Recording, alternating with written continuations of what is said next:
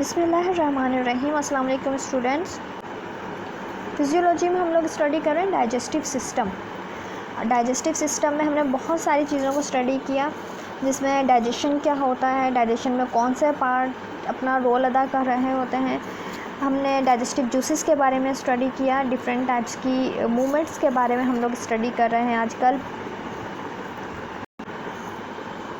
लेकिन अपना lecture start करने से पहले मैं आप लोगों को ये बता दूं कि यहाँ पर हमारा जो सिलेबस है वो कंप्लीट होता है। ये हमारा सिलेबस का लास्ट लेक्चर है। इसके साथ साथ ही हमारी ऑनलाइन क्लासेस का भी लास्ट लेक्चर है। इसके बाद हम लोग कैंपस में क्लासेस इंशाल्लाह कंडक्ट करेंगे। कैंपस में क्लासेस के लिए आप लोग आओगे तो अपने प्रीवियस लेक्चर्स जो कि हम लोगों ने ऑनलाइन क्लासेस के दौरान लिए हैं और उससे पहले हम लोग फ़िज़िकल क्लासेस में भी स्टडी करते रहे हैं, सब कुछ कंपाइल कर आप लोग लेके आओगे। मीन लेक्चर नोटबुक के ऊपर वो तमाम लेक्चर्स कंप्लीट होने चाहिए, क्योंकि जैसे ही क्लासेस स्टार्ट होंगी कैंपस के अंदर सबसे पहले आपके ये लेक्चर्स चेक किए जाएंगे, जो ऑनलाइन क्लासेस के दौरान हुए और जो उससे पहले होते रहे, क्योंकि हमारा ये सिलेबस कंप्लीट हो चुका है। इसके बाद हम इसकी रिवीजन करेंगे और टेस्ट स्टार्ट करेंगे। लेकिन उससे पहले मैं ये देखूँगी कि आपके लेक्चर्स आपके लेक्चर नोटबुक पे कंप्लीट हैं या नहीं। आज के लेक्चर की तरफ आते हैं। आज के लेक्चर में हम लोग क्योंकि हम लोगों ने स्टार्ट किया हुआ है डाइजेस्टिव सिस्टम, और डाइजेस्टिव सिस्टम में हम मूवमेंट्स के बारे में पढ़ रहे हैं। जैसे कि हमने प्रीवियस लेक्चर में स्टमक मूवमेंट के बारे में पढ़ा था, स्मॉल इंटेस्टाइन की मूवमेंट्स के बारे में स्टडी किया था। आज हम लार्ज इंटेस्टाइन के बारे में स्टडी करेंगे, लेकिन उससे पहले मैं आप लोगों को थोड़ा सा ओवरव्यू दे दूं कि किस तरह हमने डाइजेस्टिव सिस्टम को स्टडी किया था। कि डाइजेशन एक ऐसा प्रोसेस होता है जिसमें हम कम्प्लेक्स फूड मॉलिक्यूल्स को सिंपल एंड डिफ्यूजेबल पार्टिकल्स में या मॉलिक्यूल में तब्दील कर देते हैं कि वो इजीली ब्लड में एब्जॉर्ब हो जाए और ब्लड उसको उस साइट पर ले जाए, उस जगह पर ले जाए जहाँ पर एनर्जी कंटेंट्स की ज़रूरत है, या मुख्तलिफ रिएक्शंस के थ्रू जहाँ पर इनको एनर्जी में तब्दील किया जा सके। इसके लिए हम लोग सबसे पहले खुराक लेते हैं। खुराक हमारी बॉडी के अंदर ओरल कैविटी से, माउथ से जाती है, और ओरल कैविटी वाले पोर्शन के अंदर डिफरेंट सलाइवरी ग्लैंड्स होते हैं जो कि डाइजेशन का अमल स्टार्ट कर देते हैं। इसके बाद एसोफेगस से खुराक होती हुई जाती है स्टमक के अंदर। स्टमक के अंदर गैस्ट्रिक जूस मौजूद होता है जो कि इसके ऊपर रिएक्ट करता है फूड पे और उसे सिंपल मॉलिक्यूल में तब्दील करता है। डाइजेशन का अमल यहाँ पे भी हो रहा होता है। यहाँ पर हमारे जो फूड मटेरियल है वो एसिडिक नेचर में तब्दील हो जाता है, क्योंकि HCl एसिडिक नेचर रखता है। इसके बाद यहाँ से स्मॉल इंटेस्टाइन में जाती है। स्मॉल इंटेस्टाइन में अल्कलाइन नेचर के डिफरेंट जूसेस मौजूद होते हैं। पैंक्रियाटिक डक्ट के थ्रू पैंक्रियाटिक जूस भी वहाँ पे पहुँचता है। कॉमन बाइल डक्ट के थ्रू बाइल भी वहाँ पहुँचती है। फिर स्मॉल इंटेस्टाइन से रिलीज़ होने वाली जूसेस भी उसमें शामिल हो जाते हैं, और मुख्तलिफ़ किस्म के न्यूट्रिएंट्स के एब्जॉर्प्शन का अमल भी यहीं पर होता है।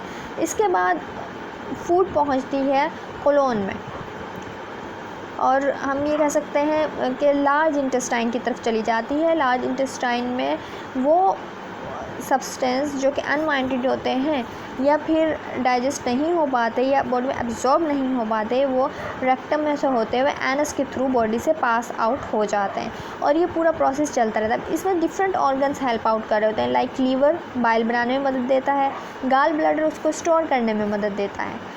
इसी तरह पैंक्रियाज पैंक्रियाटिक जूस बनाती है। इस तरह हम कह सकते हैं कि हर ऑर्गन जो कि डाइजेशन के अमल के अंदर अपना किरदार अदा कर रहा है, डाइजेस्टिव सिस्टम का हिस्सा होता है। ये तमाम ऑर्गन्स मिलकर डाइजेस्टिव सिस्टम बनाते हैं। हमने डाइजेस्टिव सिस्टम को दो पोर्शन में डिवाइड करके पढ़ा था, लाइक डाइजेस्टिव ट्रैक्ट और एलिमेंट्री कैनाल जिसको हम कहते हैं। इसके अलावा एक्सेसरी ऑर्गन्स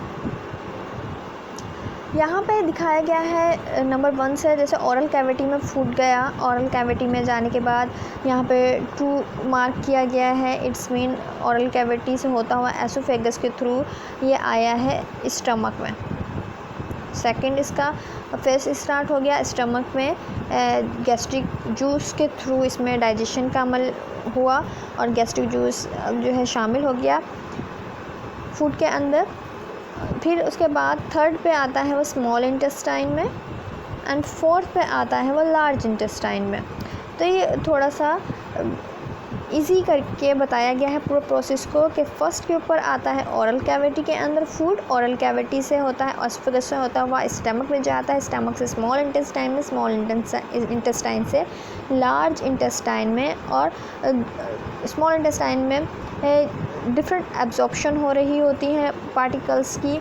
इसके अलावा कुछ एब्जॉर्प्शन डिफरेंट जो भी रूट्स हैं उसमें उसके थ्रू भी हो रही होती हैं, लेकिन ब्लड के अंदर जाने के बाद ये उस जगह पर पहुंच जाते हैं न्यूट्रिएंट्स जहाँ पे इनकी ज़रूरत होती है, और अनवांटेड मटेरियल जो है लार्ज इंटेस्टाइन से होता हुआ रेक्टम से एनस में जाता है और एक्सक्रीट आउट हो जाता है। ये पूरा प्रोसेस चलता है।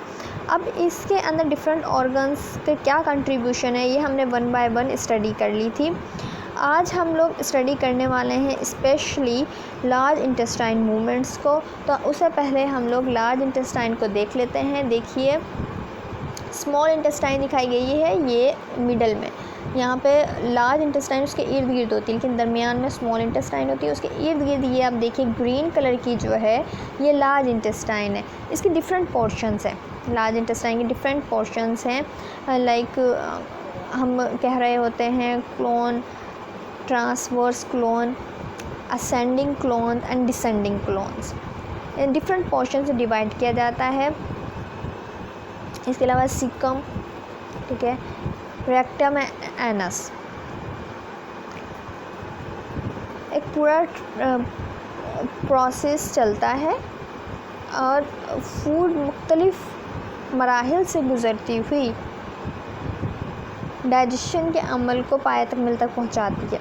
जब डाइजेशन का अमल हो चुका है तो अनवांटेड जो हम सब्सटेंस है वो डेफिकेशन के थ्रू बॉडी से एक्सक्रीट आउट हो जाते हैं।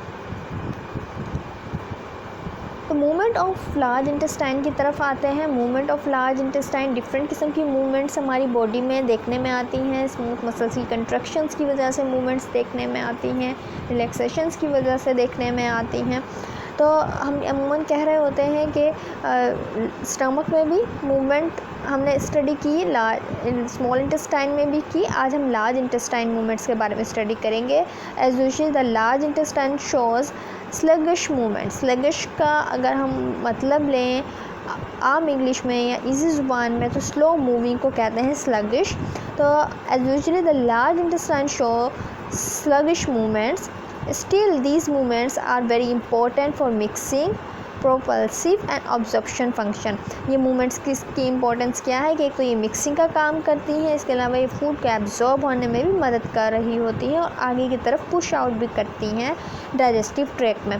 टाइप्स ऑफ मूवमेंट अगर हम देखें, जिस तरह हमने स्मॉल इंटेस्टाइन की डिफरेंट टाइप्स पढ़ी थी मूवमेंट्स की, इसी तरह लार्ज इंटेस्टाइन की भी डिफरेंट टाइप्स हैं। मिक्सिंग मूवमेंट्स हम कहते हैं सिगमेंटेशन कंट्रक्शन, जिसका नाम दिया गया है सिगमेंटल कंट्रक्शन। ये देखिए दिखाई भी गई है यहाँ पर, देखिए segmental contraction are responsed in mixing दिखाया गया है, जैसे कि ये देखिए आप। और इसके अलावा सेकंड है प्रोपल्सिव मूवमेंट या मैस पेस्टालिसिस, या इसको हम पढ़ेंगे पेस्टालिसिस। ये मूवमेंट देखिए यहाँ पे तस्वीर में segmented कंट्रक्शनल air response for mixing के नाम से मौजूद है। यहाँ पे दिखाई गई है किस तरह मूवमेंट होती है। मिक्सिंग मूवमेंट में क्या होता है, large circular contraction which appears in the colon. Mixing movement में लार्ज सर्कुलर कंट्रक्शन शो हो रही होती है which appear in a colon. Colon से स्टार्ट होती है, are called mixing segmentation contraction. The contraction occurs at regular distance in colon. Length of the portion of colon involved in each contraction is nearly 2.5 centimetre. ये regular distance in colon में contraction का अमल होता है, जिसके नतीजे में ये हो रही होती है। फिर प्रोपल्सिव मूवमेंट भी होती हैं। These movements propels the faeces from colon towards anus. ये इस तरह की मूवमेंट है जो फीसिस को क्लोन से एनस की तरफ पुश आउट कर रही होती हैं। As usually the movement occurs only a few times every day. अमूमन ये माना जाता है कि movement only a few times in every day होती है। Duration of mass movement is about 10 minutes in a morning before and after the breakfast. अमूमन सा duration of mass movement is about 10 minutes है in morning before and after the breakfast. This is because of neurogenic factor like gastrocolic reflex and parasympathetic stimulation. अमूमन ये जो है neurological factors माना जाता है like gastrocolic reflex and parasympathetic stimulation. इसी अमल के दौरान ये हेल्प आउट कर रही होती हैं डेफिकेशन को और हमारे अनवांटेड सब्सटेंस बॉडी से बाहर की तरफ एक्सक्रीट आउट करने में मदद देती हैं। उम्मीद करती हूँ आपको ये चैप्टर समझ में आया होगा। डाइजेशन का चैप्टर है, हमने एनाटमी में भी इसको पढ़ा था। एनाटमी के पॉइंट ऑफ व्यू से हम लोगों ने डाइजेशन के डिफरेंट ऑर्गन्स को देखा था, ट्रैक को देखा था और एक्सेसरी ऑर्गन्स के बारे में भी नो हाउ लिया था। तो जब हमने फिजियोलॉजी में पढ़ा तो हम पीछे से बहुत कुछ इसके बारे में जानते थे जब हम एनाटमी में उसको स्टडी कर चुके थे। इसलिए आप लोगों को उम्मीद करती है समझ में आया होगा। इसे राइट डाउन कीजिएगा अपने लेक्चर नोटबुक पर और समझिएगा, इंशाल्लाह आपको समझ में आएगा। लेकिन अगर आप राइट डाउन नहीं करोगे या इसको समझने की कोशिश नहीं करोगे देन आपको हर चीज़ ही डिफ़िकल्ट लगेगी। अदरवाइज़ डाइजेस्टिव सिस्टम डिफ़िकल्ट नहीं है, बहुत इजी टॉपिक है। लेंदी चैप्टर ज़रूर है लेकिन इजी चैप्टर है। उम्मीद करती हूँ आपको समझ में आया होगा। अपना ख्याल रखिएगा, अपनी फैमिली का ख्याल रखिएगा। अल्लाह हाफिज़।